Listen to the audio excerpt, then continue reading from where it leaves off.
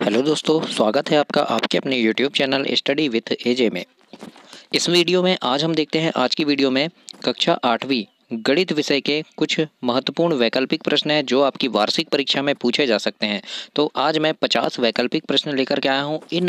इस वीडियो से आपके परीक्षा में प्रश्न जरूर पूछे जाएंगे। तो आइए देखते हैं कि कैसे प्रश्न आएंगे आपके ऑब्जेक्टिव प्रश्न, वैकल्पिक प्रश्न गणित के वार्षिक पेपर में। तो आइए देखते हैं। सबसे पहला है, आपका पहला प्रश्न है 8/9 का योज्य प्रतिलोम क्या होगा। तो यहाँ पे ऑप्शन है आपका 9/8, ऋण 8/9, ऋण 9/8 या 8/9। तो आपका आंसर होगा ऋण 8/9, क्योंकि 8/9 है तो योज्य प्रतिलोम मतलब ऋणात्मक हो जाती है संख्या, तो ऋण 8/9 इसका सही आंसर होगा। इस प्रकार से ये 8/9 प्रश्न पहला का सही आंसर है। इसके बाद दूसरा है, इसमें इनमें से कौन सा 1/11 का गुणात्मक प्रतिलोम है। तो गुणात्मक प्रतिलोम क्या होगा, इसका 11 होगा, है ना। 1/11 है तो हम इसको 11 लिख सकते हैं, तो 11 इसका गुणात्मक प्रतिलोम होगा। इसके बाद है, इनमें से कौन सी पूर्ण संख्या है। तो देखो 1/32 पूर्ण नहीं है ना, 0.32 भी पूर्ण नहीं है, फिर वर्गमूल 32 भी पूर्ण नहीं है। तो 32 जो है ये एक पूर्ण संख्या है, यानी पूर्ण संख्या, इसमें कुछ भी जोड़ा नहीं है, कोई वर्गमूल नहीं है, कुछ नहीं, यानी पूर्ण है ये। तो 32 हमारा सही आंसर होगा। अगला देखते हैं। इसके बाद चौथा नंबर का प्रश्न है आपका, इनमें से कौन सी पूर्णांक संख्या है। तो देखो पूर्णांक मतलब क्या होती है, ऋणात्मक भी होती है और धनात्मक भी होती है। तो ऋण 3 भी पूर्णांक है, 8 भी है और ऋण 5 भी है, यानी उपरोक्त सभी आपका सही आंसर होगा इसमें। बच्चों, चैनल को सब्सक्राइब करना, ताकि आपको ऐसी ही सभी विषय की वीडियो ऐसी मैं लेकर के आऊँगा तो वो वीडियो आपको मिल सके, इसलिए सब्सक्राइब करना, वीडियो को लाइक करना, अपने दोस्तों तक भी इसे शेयर करना। आइए देखते हैं। पाँचवा प्रश्न है आपका, 2/9 कौन सी संख्या है। तो जो भी संख्या बटे में होती है उसे हम परिमेय संख्या कहते हैं, तो परिमेय संख्या इसका सही आंसर होगा। इसके बाद अगला प्रश्न देखते हैं, इनमें से कौन सा चर है। चर मतलब होता है जिसे हम A, B, C या X, Y, Z से प्रदर्शित करते हैं, वो चर है। तो 5 अचर हो गया, 9 भी अचर है और 0.8 भी अचर है और P हमारा अचर हो जाएगा। तो C नंबर का आंसर हमारा सही होगा। अगला देखते हैं, 7x ऋण 9 बराबर 16। तो उपरोक्त समीकरण को हल करने पर x का मान क्या होगा। तो देखो 7x ऋण 9 बराबर क्या है, 16 है ना, 16 है। तो 7x बराबर क्या हो जाएगा, 16 ऋण 9 हो जाएगा। तो 7x बराबर हमारा क्या आ जाएगा, 16 में से 9 घटाए हमने तो 7 आया। तो x बराबर क्या आ जाएगा, 7/7 आ जाएगा। नहीं, ऋण में है तो इधर ये धन हो जाएगा, सॉरी क्या हो जाएगा, देखो 7x बराबर क्या हो जाएगा, ये 16 धन 9, 9 इधर आ जाएगा। तो 7x बराबर हो जाएगा बच्चों 25। तो x बराबर क्या हो जाएगा, ये हमारा 25/9। तो 25/9 हमारा ये सही आंसर होगा, सॉरी 25/7 हमारा सही आंसर होगा।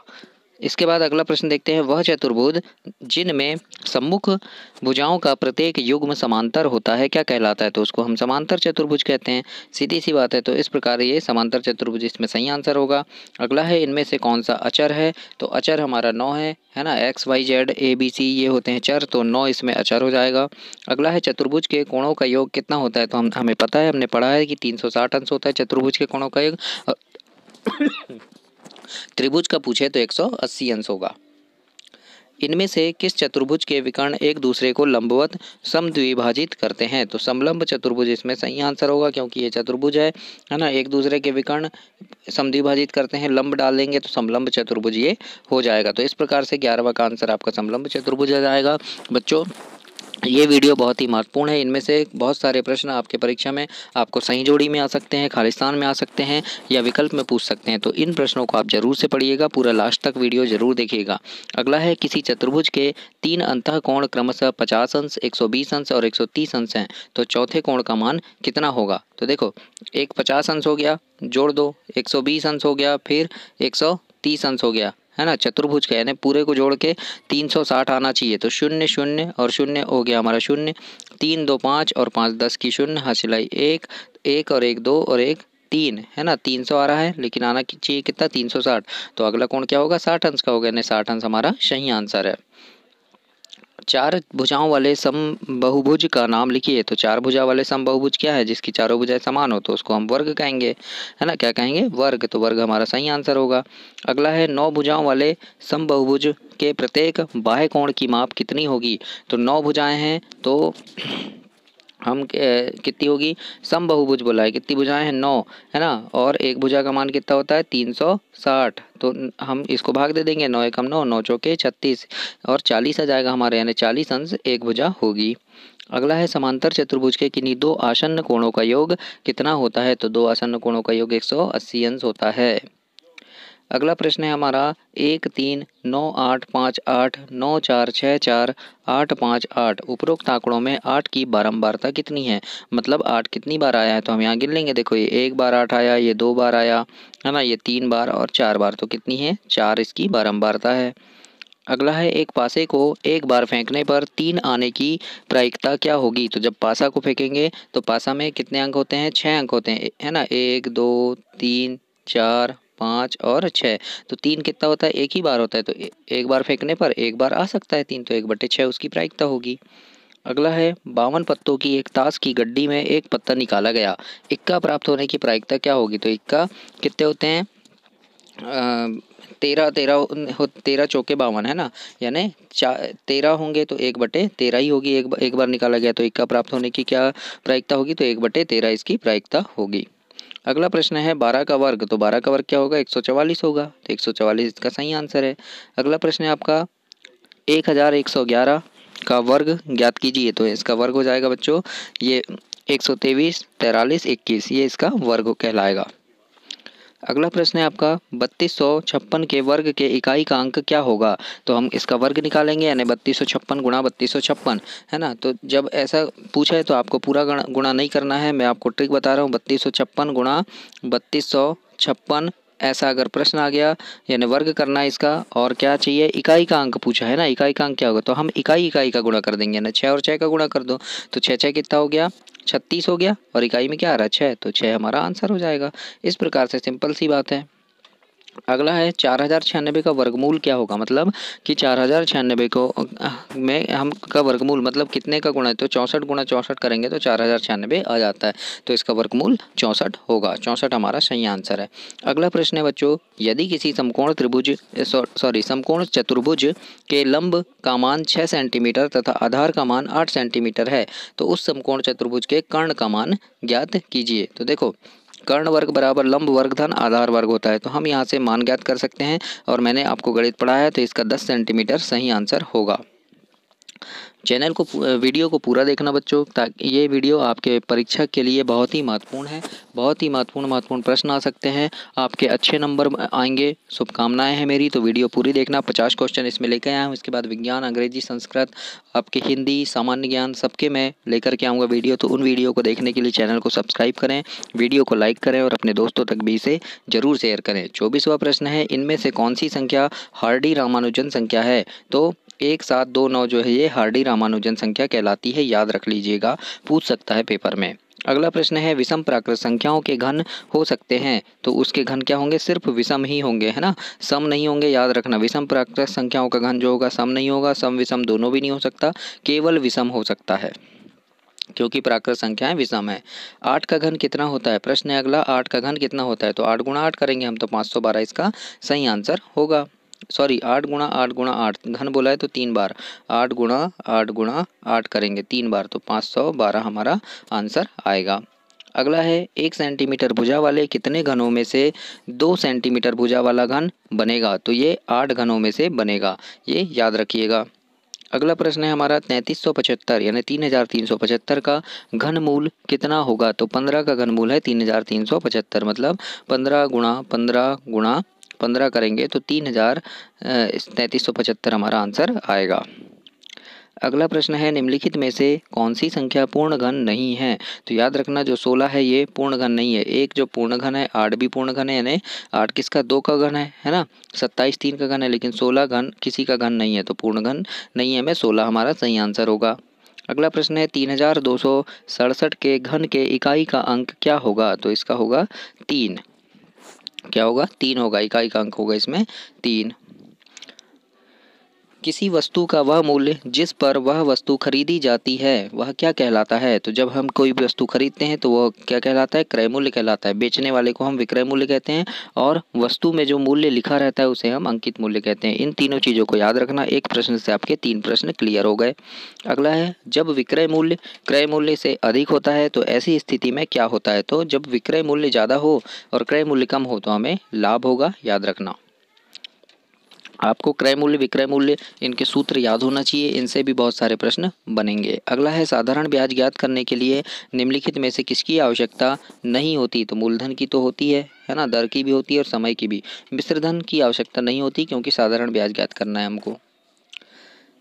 अगला प्रश्न है, लाभ या हानि का प्रतिशत ज्ञात करने के लिए निम्नलिखित में से किसकी आवश्यकता होती है? तो याद रखना, लाभ या हानि प्रतिशत ज्ञात करना है तो क्रय मूल्य हमें जरूरी है। विक्रय मूल्य नहीं है, अंकित मूल्य भी नहीं हो, लेकिन क्रय मूल्य हमें होना चाहिए, तो क्रय मूल्य की आवश्यकता होती है, ये जरूरी है। प्रश्न है, यदि अंकित मूल्य 120 रुपये है बट्टा 20% है तो विक्रय मूल्य कितना होगा? तो विक्रय मूल्य हमारा 96 होगा, क्योंकि 120 रुपये हमारा क्या है? अंकित मूल्य है और 20% बट्टा है इसमें। 3:4 को प्रतिशत में परिवर्तित कर लिखिए तो 75% हम इसको लिख सकते हैं। 3:4 को प्रतिशत में परिवर्तित करना है तो 3/4 गुणा 100 आ जाएगा। 4 एकम 4 और 4 25 100 और 25 का गुणा 3 में होगा तो 25 तिया 75 आएगा। 75% हमारा सही आंसर होगा। अगला है, यदि क्रय मूल्य 30 रुपये है तथा विक्रय मूल्य 50 है तो लाभ कितना होगा? तो लाभ हमारा 20 रुपये होगा, क्योंकि देखो क्रय मूल्य कितना है हमारा 30 है और विक्रय मूल्य कितना है 50 है, तो लाभ कितना होगा? घटा देंगे हम तो 20 रुपये हमारा लाभ हो जाएगा। अगला प्रश्न है, ए वर्ग 2ab धन बी वर्ग, इसको कैसे लिख सकते हैं हम? तो ए धन बी का वर्ग लिख सकते हैं, क्योंकि देखो ए धन बी का वर्ग, तो इसको हम कैसे लिख सकते हैं? ए धन बी और ए धन बी, ये हो गया।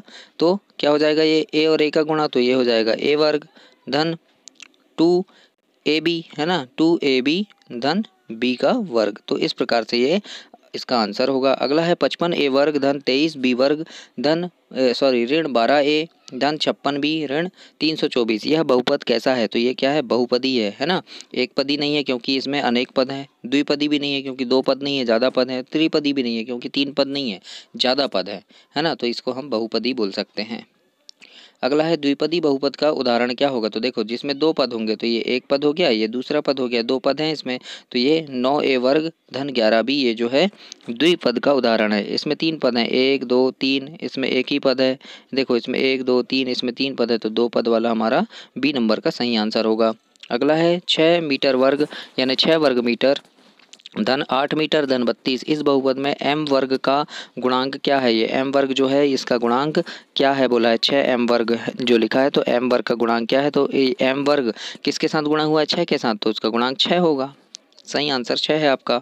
अगला प्रश्न है, 8a वर्ग धन 5a धन 9b वर्ग ऋण 7b ऋण 6, इस बहुपद में अचर क्या है? तो अचर क्या है बच्चों? इसमें ऋण 6 जो है ये अचर है, क्योंकि देखो ये 7b b के साथ में है, ये भी b के साथ में है, ये a के साथ में है, ये a के साथ में है, 6 अकेला है, तो ऋण 6 जो हो जाएगा ये हमारा अचर कहलाएगा।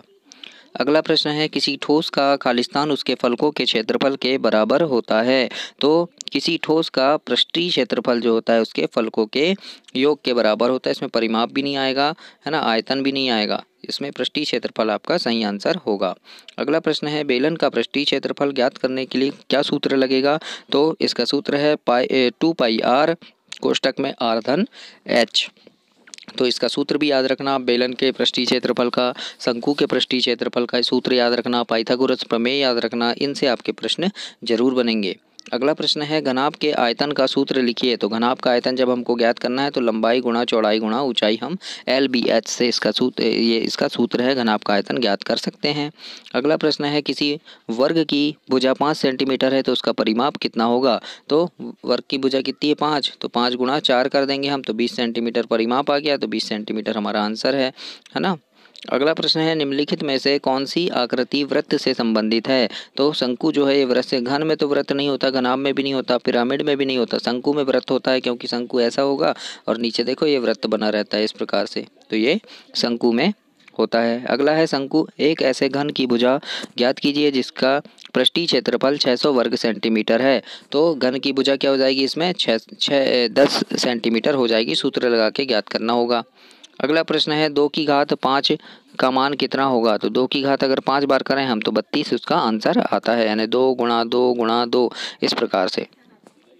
अगला प्रश्न है इसमें आपका 9 ऋण 7 धन 8 बराबर क्या होगा। तो इसको हम जब गुणा जोड़ेंगे और घटाएंगे तो 20 हमारा आंसर आएगा बच्चों। तो इस प्रकार से ये थे आपके गणित के। इसके बाद में विज्ञान के, सामाजिक विज्ञान के, हिंदी के, संस्कृत के भी करवाऊंगा। तो चैनल सब्सक्राइब करो, उन वीडियो को आप ज़रूर देखें, अपने दोस्तों तक भी शेयर करें और वीडियो को लाइक करें। धन्यवाद।